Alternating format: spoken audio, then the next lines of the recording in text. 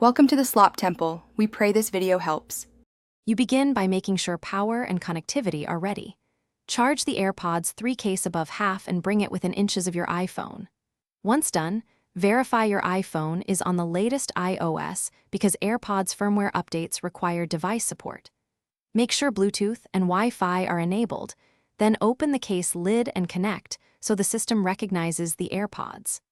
This immediate setup step ensures the update can be delivered automatically. Do not move the devices away during the transfer.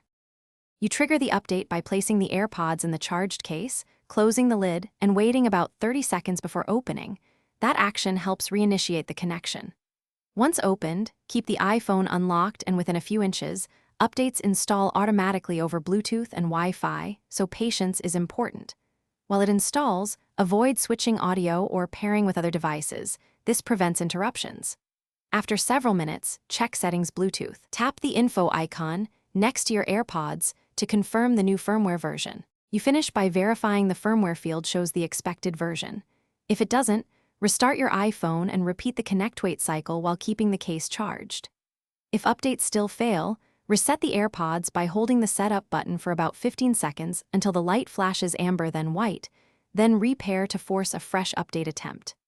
As a troubleshooting tip, try another iPhone with current iOS to isolate device issues. If problems persist, contact Apple support for diagnostics and possible service. Thanks for watching. Consider subscribing if we helped you.